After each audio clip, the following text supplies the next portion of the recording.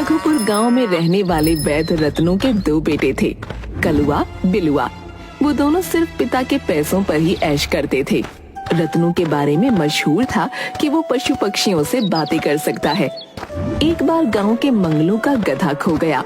वैद्य जी, मुझ पर दया कीजिए, मेरा गधा कहीं चला गया है। आप तो पशु पक्षियों से बात कर सकते हैं, जरा पता लगा कर बताइए मेरा गधा कहाँ है। रत्नू ने पेड़ पर बैठे कौवे को देखा और उसकी आवाज में पूछा, कौवे, तुमने कहीं मंगलू के गधे को देखा है? जरा एक उड़ान भरो और उसके गधे का पता लगाओ। मैं ऐसा तभी करूँगा जब उसके बदले में तुम मुझे खीर दोगे, वरना भूल जाओ।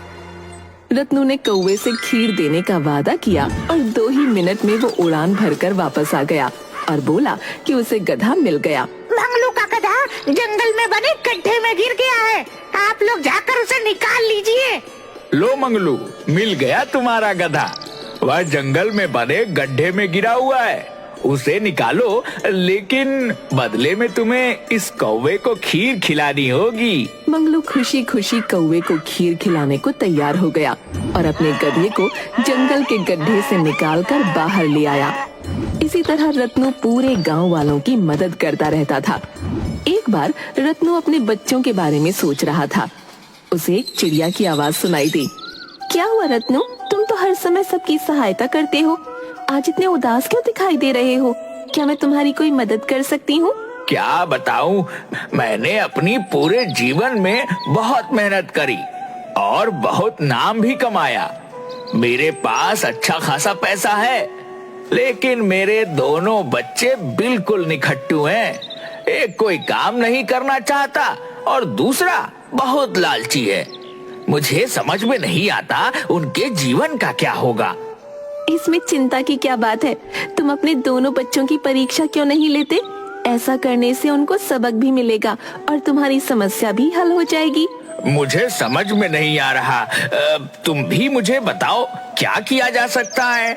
तुम अपने बच्चों से कहो तुम्हें कोई भयानक रोग हो गया है, अब तुम्हारे पास ज्यादा दिन नहीं बचे। तुम अपनी जायदाद को बांटना नहीं चाहते, तुम पूरी जायदाद उसे देना चाहते हो जो उसके लायक है और उसे बढ़ा सकता है, वरना सारा पैसा किसी मंदिर में दान कर दोगे। चिड़िया की बात सुनकर रत्नू ने ऐसा ही किया और अपने दोनों बच्चों को बुलाकर बोला, अब मैं बूढ़ा हो रहा हूँ, मुझे कैंसर हो गया है, मेरी जिंदगी का कोई भरोसा नहीं। तुम लोगों ने अपने आगे के जीवन के लिए क्या सोचा है? पिताजी, आपके पास इतनी संपत्ति है, हम क्या, हमारे आने वाले बच्चों के भी बच्चे बैठकर खा सकते हैं। बेटा, रखा हुआ धन ज्यादा दिन नहीं चलता, उसे किसी न किसी तरह से बढ़ाना ही पड़ता है। आप ही बताइए पिताजी, हम क्या करें? मैं सोच रहा हूँ कि मैं अपनी जायदाद तुम दोनों में से उसको दूं जो इस लायक हो, वरना मैं सारी जायदाद को मंदिर में बांट दूंगा। ठीक है पिताजी, अगर आपने ऐसा ही सोच लिया है तो यह भी जरूर सोच रखा होगा कि आप हमसे कौन सा काम कराना चाहते हैं। मैं तुम दोनों की परीक्षा लूंगा। देखो, जब मैं इस गांव में आया था, मेरे पिता ने मुझे 15 मुर्गियां दी थी और कहा था अपना जीवन खुद बनाओ। मैं भी ऐसा ही करूंगा और इसके लिए तुम दोनों को 15-15 मुर्गियां दूंगा। अब इन मुर्गियों में से तुम एक बड़ी जायदाद कैसे बनाते हो, ये तुम्हें सोचना है। यह क्या पिताजी, हम मुर्गी पालन का काम करेंगे?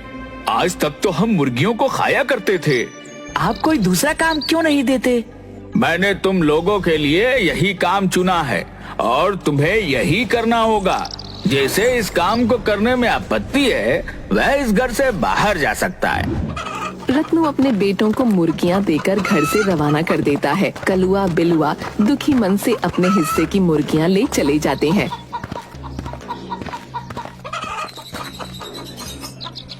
हे भगवान, किसने सोचा था कि हमें अपना सारा जीवन मुर्गियों की सेवा में ही लगाना है। बड़ी भूख लगी है, सबसे पहले इनमें से एक मुर्गी को बनाकर खा लेता हूँ, आगे का देखा जाएगा। कलुआ एक मुर्गी को पकाकर खाना खाकर सो जाता है, लेकिन अपनी मुर्गियों को दाना देना भूल जाता है और उसकी मुर्गियाँ पूरी रात भूखी रहती हैं। अगली सुबह कलुआ देर तक सोता है। कलुआ उठ जा, तेरी मुर्गियों ने शोर मचाकर मेरे कान खराब कर दिए हैं। तू उन्हें कुछ दाना पानी दे दे। ठीक है भाई, देता हूँ दाना। तुम मेरी मुर्गियों की तरफ ध्यान ना दो, अपना काम करो। पूरी रात भूखे होने की वजह से मुर्गियां बहुत जल्दी जल्दी दाना खाने लगती हैं। कि देखकर कलुआ बड़बड़ करता है। हे भगवान, कितने जन्मों की भूखी है। अगर ये इस तरह से दाना खाएंगी तो पूरे महीने का दाना एक ही हफ्ते में खत्म हो जाएगा।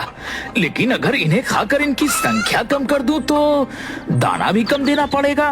दूसरी तरफ जायदाद के लालच में बिलुआ अपनी मुर्गियों को समय समय पर दाना पानी देता है।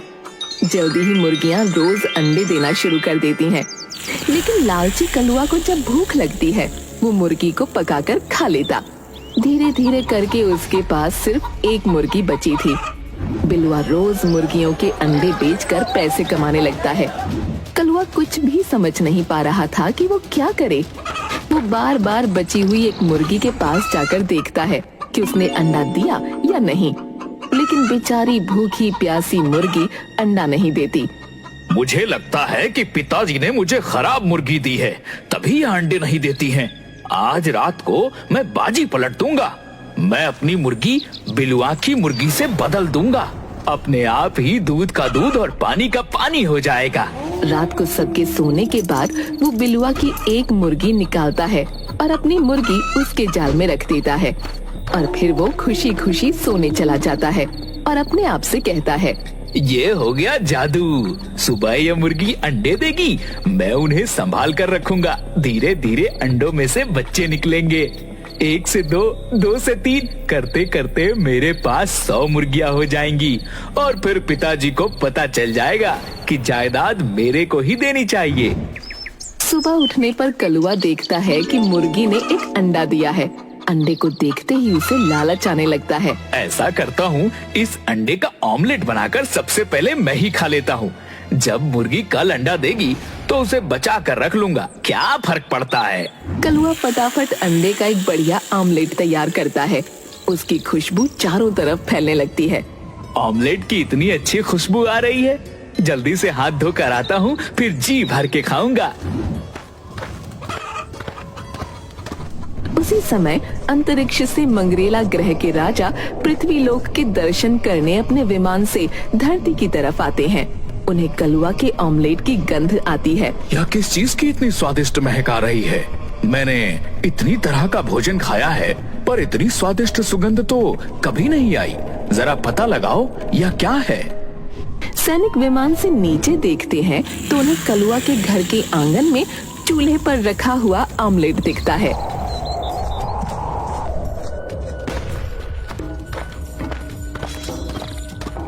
वो ऑमलेट लेकर महाराज के पास चले आए। यह तो बहुत स्वादिष्ट है। आज के बाद तो मैं बस यही खाऊंगा। अगर मुझे यह नहीं मिला तो मैं वापस मंगरेला नहीं जाऊंगा। सैनिक, पता लगाओ ये चीज बनती कैसे है। दूसरी तरफ जब कलुआ का ऑमलेट गायब हो जाता है तो वो बड़ा परेशान होता है और अगले दिन मुर्गी के फिर से अंडा देने का इंतजार करने लगता है। दूसरी तरफ मंगरेला ग्रह के सैनिक ऑमलेट का रहस्य पता करने के लिए कलुआ के घर के पास छुप जाते हैं। और अगले दिन जब मुर्गी फिर से अंडा देती है, वो ध्यान से देखते हैं। कलुआ फिर से अंडे का ऑमलेट बनाता है और कहता है, कल मैंने ऑमलेट बनाया तो न जाने कौन सा चोर उसे चुरा कर ले गया। आज तो मैं पहले ऑमलेट खाऊंगा, उसके बाद कोई काम करूंगा।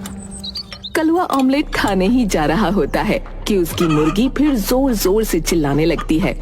कलुआ ऑमलेट रखकर फिर मुर्गी को देखने अंदर जाता है। इतनी देर में मंगरेला ग्रह के सैनिक उसका ऑमलेट लेकर बारात के पास चले जाते हैं और फिर अपने महाराज के पास जाकर बताते हैं, महाराज, कुकड़ू को बोलने वाले चलते फिरते यंत्र से यह सफेद गोले निकलते हैं जिनसे यह पकवान बनाया जाता है। बहुत बढ़िया, क्यों ना इस यंत्र को ही मंगरेला ग्रह ले चलें, तो सारी समस्याओं का समाधान हो जाएगा।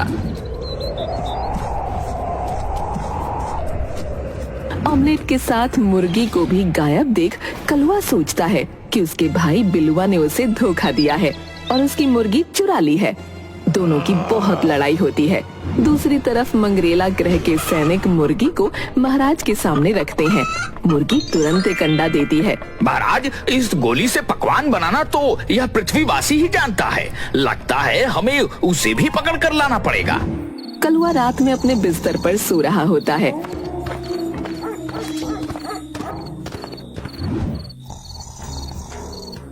कि मंगरेला के सैनिक उसे अपने विमान पर बैठा कर ले जाते हैं।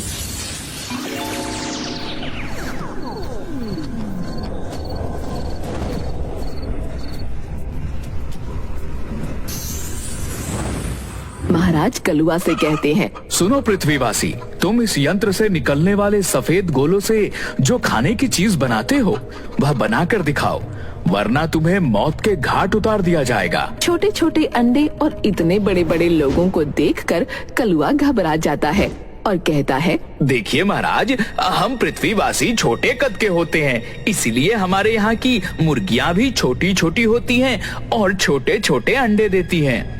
अगर आप चाहते हैं कि आप मुर्गी के अंडे का ऑमलेट खा सकें, तो आपको अपने ग्रह में मुर्गी पालन करना होगा। आपके यहाँ का खाना खाकर बड़ी हो जाएगी। हम मुर्गी पालन करने के लिए तैयार हैं। बताइए हमें क्या करना होगा। जब तक हमारे ग्रह पर मुर्गियाँ नहीं आ जाएंगी तब तक आपको यही रहना होगा। बेचारा कलुआ मरता क्या न करता, वहीं रहकर मुर्गी को ज्यादा दाना पानी खिलाने लगा। धीरे धीरे मुर्गी का आकार बड़ा होने लगा और एक दिन मुर्गी ने 5 फीट का अंडा दिया।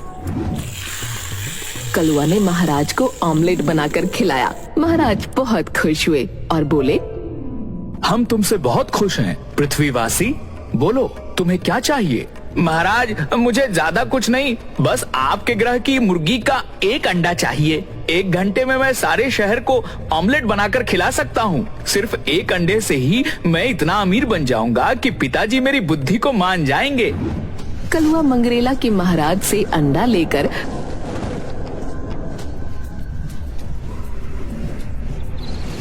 अपने तहखाने में छुपा देता है। कुछ दिन बाद उसमें से मुर्गी निकलती है। कलुआ मुर्गी का बहुत ध्यान रखता है। धीरे धीरे मुर्गी बड़ी होने लगती है और 12 फीट की हो जाती है।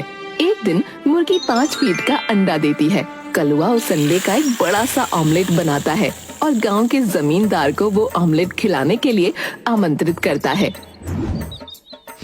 जमींदार ने जब इतना बड़ा और स्वादिष्ट ऑमलेट खाया तो बोला, जिस मुर्गी के अंडे का यह ऑमलेट है, वह मुर्गी खुद कितनी ज्यादा स्वादिष्ट होगी। मैं वह मुर्गी खाना चाहता हूँ। सर, मैं ऐसा नहीं कर सकता। वह मुर्गी मेरी आमदनी का एकमात्र जरिया है। जमींदार ने सोचा, मैं इतना बड़ा आदमी हूँ और इस मुर्गी वाले की इतनी हिम्मत कि मुझे मना करे। चाहे जो कुछ हो जाए, मैं तुम्हें उस मुर्गी के बदले 100 मुर्गियाँ दूंगा, लेकिन मुझे उस मुर्गी का मांस खाना है। जमींदार ने अपने आदमियों से कहा कि वो रातों रात जाकर कलुआ की मुर्गी चुरा लाएं।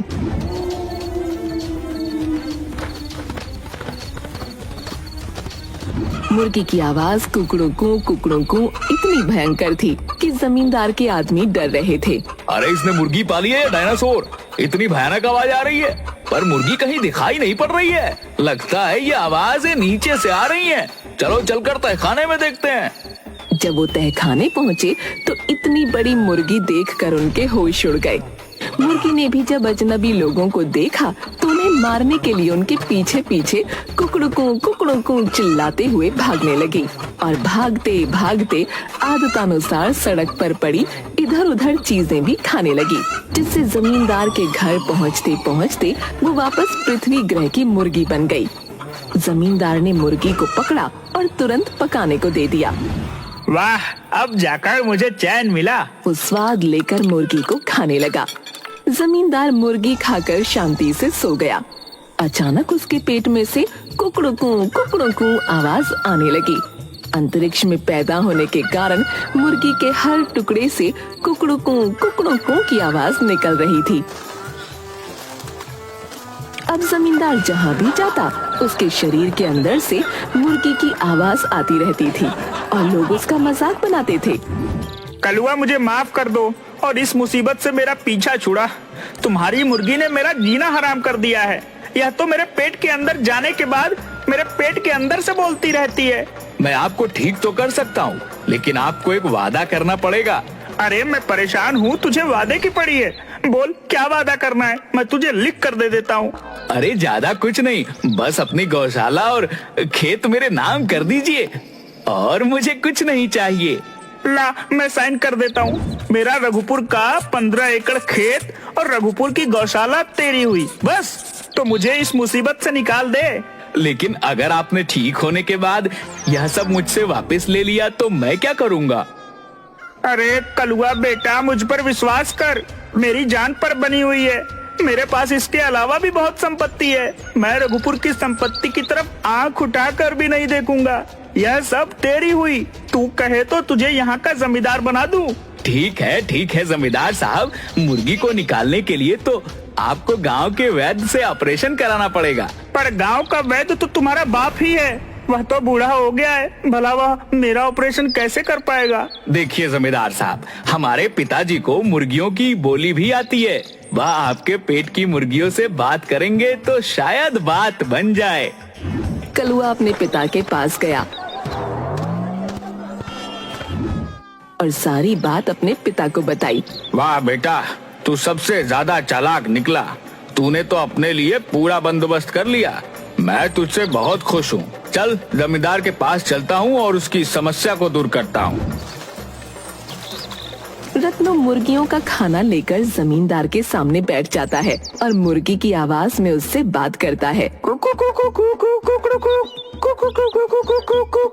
कुमकुम कुरकुरे कुमकुम। रत्नों की भाषा में उसे बाहर आने को कहता है और बोलता है कि वो उसे बढ़िया खाना देगा। वो डकार के साथ जमींदार के पेट से बाहर आ जाए। मुर्गी तैयार हो जाती है। रत्नू जमींदार को एक काढ़ा पिलाता है। काढ़ा पीते ही जमींदार जोर से डकार लेता है और डकार के साथ ही मुर्गी बाहर निकल आती है और रत्नू के लाए खाने को खाने लगती है। रत्नू, तुम नहीं होते तो मैं तो पूरी उम्र कुकड़ू को करता रह जाता। धन्यवाद रत्नू भाई। पिताजी मुझे माफ कर दीजिए, मैं कभी भी लालच नहीं करूँगा और बहुत मेहनत करूँगा। कोई बात नहीं, उन मुर्गियों को खोकर ही सही, पर तुमने वह सबक सीख लिया है जो मैं सिखाना चाहता था। मुझे तुम पर बहुत फक्र है। रत्नू कलुआ को माफ कर देता है और सब खुशी खुशी रहने लगते हैं।